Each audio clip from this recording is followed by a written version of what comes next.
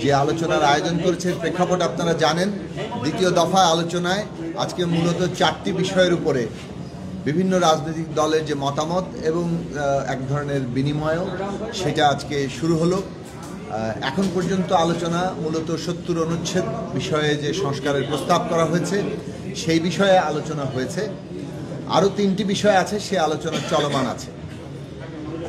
আমরা যে জায়গাটায় কথা বলতে চাই যে 70 অনুচ্ছেদ বিষয়ে আমাদের দলের অবস্থান, আমরা দীর্ঘদিন ধরে আমাদের প্রতিষ্ঠাকাল থেকেই 70 অনুচ্ছেদকে আমরা গণতান্ত্রিক ব্যবস্থার জন্য একটা বিরোধাত্মক কিংবা অসঙ্গতিপূর্ণ একটা বিধান বলে মনে করি। আমরা মনে করি যে আধুনিক গণতান্ত্রিক ব্যবস্থায় একজন সংসদ সদস্য মূলত জনগণের প্রতিনিধি। তিনি দলীয় প্রতিনিধিও, কিন্তু জনগণের প্রতিনিধিটাই তার প্রাথমিক।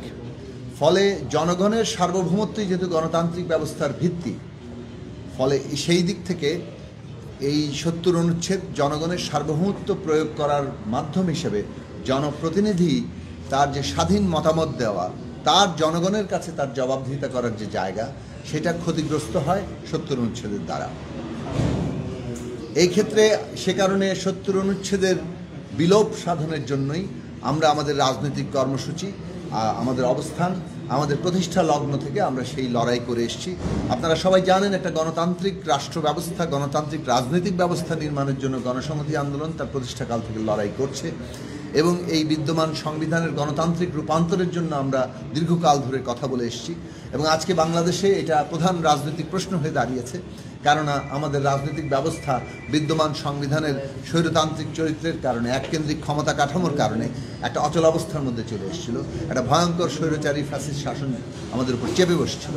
জনতার আন্দোলনের মধ্য দিয়ে আজকে যখন এই ব্যবস্থা উৎখাত হয়ে, ব্যবস্থা মানে শাসক উৎখাত হয়েছে, ব্যবস্থাটারও বদলের জন্য সংগ্রাম চলছে এবং সেই ক্ষেত্রে 70 অনুচ্ছেদের সংস্কার একটা গুরুত্বপূর্ণ দাবি ছিল।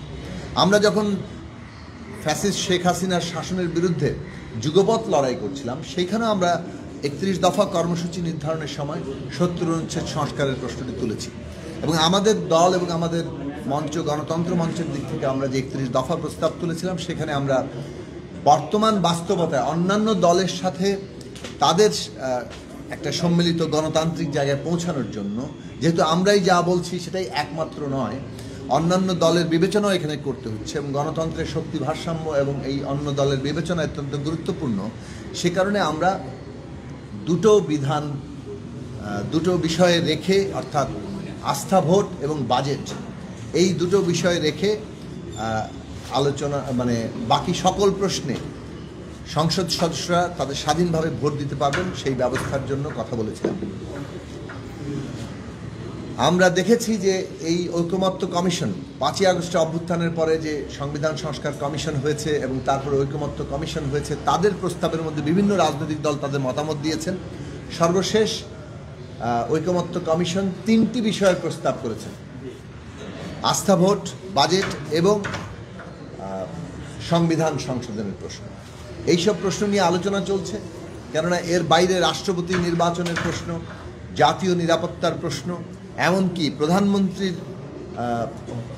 প্রধানমন্ত্রীকে জবাবদিহিতার আওতায় আনার প্রশ্ন, এইগুলো নিয়ে আলোচনা চলছে। সংবিধান সংশোধনের প্রশ্নকেও স্পেসিফাই করার, অর্থাৎ সুনির্দিষ্ট করার প্রশ্ন উঠেছে যে এটা সংবিধান সংশোধনের ইতিহাসের ক্ষেত্রে দেখা গেছে একটা দলের যে ম্যানিফেস্টোতে যেটা নেই, কিন্তু সংসদে গিয়ে তারা এমন ধরনের সংশোধনী এনেছেন যে পুরো ব্যবস্থায়, গণতান্ত্রিক ব্যবস্থায় তারা বিলোপ সাধন করেছেন, যেমন 4র্থ সংশোধনী থেকে শুরু করে তত্ত্বাবধায়ক ব্যবস্থারও বিলোপ সাধন করেছেন, যেমন 5ম সংশোধনী। কাজেই এই ধরনের দলীয় ইস্তেহারে উল্লেখ নাই এমন কোনো সংবিধান সংশোধনী আদৌ আসলে করার ক্ষেত্রে এই বিধিনিষেধ কার্যকর হবে কিনা। যদি মুদ্রা কথা হচ্ছে দলীয় ইস্তেহারে উল্লেখ নাই এমন প্রশ্নে সংসদ সদস্যরা স্বাধীনভাবে ভোট দিতে পারবে। কেবলমাত্র দলীয় ইস্তেহারে উল্লেখ আছে এইরকম সংশোধনের প্রশ্নে সংসদ সদস্যরা দলের সিদ্ধান্ত মেনে চলবেন, এইরকমভাবে প্রস্তাবগুলো এসছে। নানা প্রস্তাবের আলোচনা চলছে। আমরা যেটা প্রস্তাব করেছি পদ্ধতিগত দিক থেকে একদিনেই আলোচনাটা শেষ না করা, প্রত্যেকটা প্রশ্নেই প্রথম দিন আলোচনা করা, বিভিন্ন রাজনৈতিক দল তাদের মতামত দিচ্ছেন, যুক্তি তুলে ধরছেন এবং সেই সবের মধ্য দিয়ে আসলে একে অপরের মধ্যে নতুন চিন্তা কিংবা একটা অবস্থানের বদল কিংবা একমত হওয়ার জায়গায়, আবার দ্বিমতটা স্পষ্ট হওয়ার জায়গায় তৈরি হচ্ছে। ফলে অন্ততপক্ষে আরেক দিন রাখা, মাঝখানে দলের আলাপ আলোচনাগুলো করা এবং প্রয়োজনীয় সংশোধনী প্রস্তাব থাকলে সেগুলো দেওয়ার ব্যবস্থা, যাতে সুযোগটা থাকে, সেইভাবে করে প্রথম দিন আলোচনা, দ্বিতীয় দিনের সিদ্ধান্ত, এইভাবে আগানোর জন্য আমরা পরামর্শ দিয়েছি। আলোচনা যেহেতু চলমান আছে, আমরা আরও কথা সামনে বলব। আলোচনা শুরু হবে।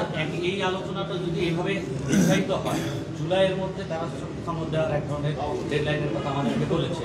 বিএনপির পক্ষ থেকে বলা হচ্ছে ডিসেম্বরের মধ্যে নির্বাচন করার জন্য। টোটাল প্রক্রিয়াটি কি একটু ডিলে হয় কিনা? দেখুন, আজকে আলোচনা শুরু হলো, ঈদের পর থেকেই এই আলোচনা আসলে টানা চলতে থাকবে। মানে সেভাবেই চলা উচিত। যদি আমরা অন্ততপক্ষে 15 জুলাইয়ের মধ্যে প্রাথমিক যে লক্ষ্যমাত্রা ঠিক করেছিল ঐকমত্য কমিশন, তারা যদি সেটা এর মধ্যে একটা জায়গায় নিয়ে আসতে পারেন, টানা এইসব প্রশ্ন, যেসব প্রশ্নগুলোতে দ্বিমত আছে, যেসব প্রশ্নগুলো এখনও আলোচনার মধ্যে আলোচনা করে কিছুটা ঐকমত্য তৈরির সম্ভাবনা আছে, সেই সব জায়গাগুলো নিয়েই তো মূলত আলোচনা চলছে। ঐকমত্যের বিষয়ে তার আলোচনা চলছে না। কাজেই সেই জায়গাগুলোতে যদি টানা আলোচনা করা যায়, তাহলে এগুলো শেষ করা হয়তো সম্ভব হবে। এবং এটা যেহেতু অত্যন্ত গুরুত্বপূর্ণ একটা প্রশ্ন, মানে আমাদের রাষ্ট্রর পুনর্গঠন চলছে এবং এই রাষ্ট্র কিভাবে পুনর্গঠিত হবে, কোন কোন প্রশ্নের উপরে দাঁড়াবে, মূলত আসলে রুলস অফ দি গেম, মানে আমরা রাজনৈতিক ব্যবস্থাটা কিভাবে এখানে ফাংশন করবে, কিভাবে এখানে রাজনীতি পরিচালিত হবে এবং আমাদের সকলের জন্য কি সাধারণ নীতি এবং নিয়ম আইন প্রয়োগ হবে, সেই জায়গাগুলো আমরা নির্ধারণ করার প্রশ্ন। এখন জনগণের প্রতিনিধি আকারে, যেহেতু এখন সংসদ অনুপস্থিত, জনগণের প্রতিনিধি আকারে রাজনৈতিক দলগুলো তারা কতটুকু ঐকমত্যে আসছে, সেই জায়গাটা তৈরি করা হচ্ছে।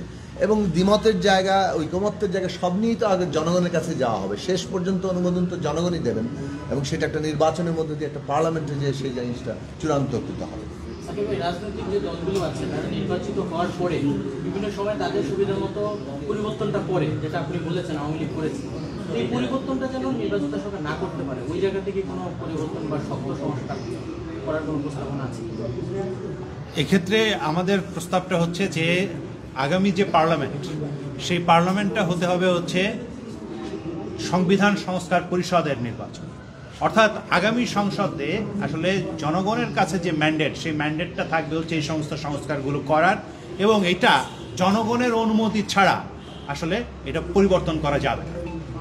এই জায়গাটা আমাদের, অর্থাৎ জনগণের হাতে শেষ পর্যন্ত যদি ক্ষমতা থাকে, তাহলে আসলে দলগুলো নিজেদের ইচ্ছামতো সংবিধান পরিবর্তন করে সে অনুসারে পুরো দেশকে একটা বিপদের মুখে ফেলতে পারার যে রীতি চলে এসছে, সেটা থেকে রক্ষা কবচ হচ্ছে জনগণ। ফলে জনগণের কাছে যেতে হবে। ফলে আগামী সংসদ নির্বাচনকে সে কারণে আমরা সংবিধান সংস্কার পরিষদের নির্বাচন হিসেবে করার কথা বলেছি, যাতে করে এটা একটা স্থায়ী ব্যবস্থায় পরিণত হয়। মানে একই সাথে জাতীয় সংসদ নির্বাচন এবং সংবিধান সংস্কার পরিষদ নির্বাচন। আগামী সংসদটা হবে সংবিধান সংস্কার পরিষদের সংসদ এবং সেটা 5 বছর যেমন সরকার পরিচালনা, দেশ পরিচালনা করবে, কিন্তু একটা নির্দিষ্ট সময়ের মধ্যে সংবিধান সংস্কার সম্পন্ন করবে এবং সংবিধান সংস্কারের এই জায়গাটা জনগণ ম্যান্ডেট দিচ্ছে। কাজেই এইটা জনগণের ম্যান্ডেটের ভিত্তিতে এই সংবিধান সংস্কার হচ্ছে। এটা আদালত অ্যামেন্ডমেন্ট আকারে যেভাবে বাতিল করে দেয় সংবিধানের সাথে সামঞ্জস্যপূর্ণ নয় বলে, সেই জায়গায় তখন আদালত যাবেন না, বরং আদালত আসলে এই যে জনগণের ম্যান্ডেট পেয়ে সংস্কারটা হচ্ছে, এই সংস্কারের সুরক্ষা দেবেন। Immigration to Canada. We provide the best quality service and solution for Canada immigration. Please visit our website and contact for details.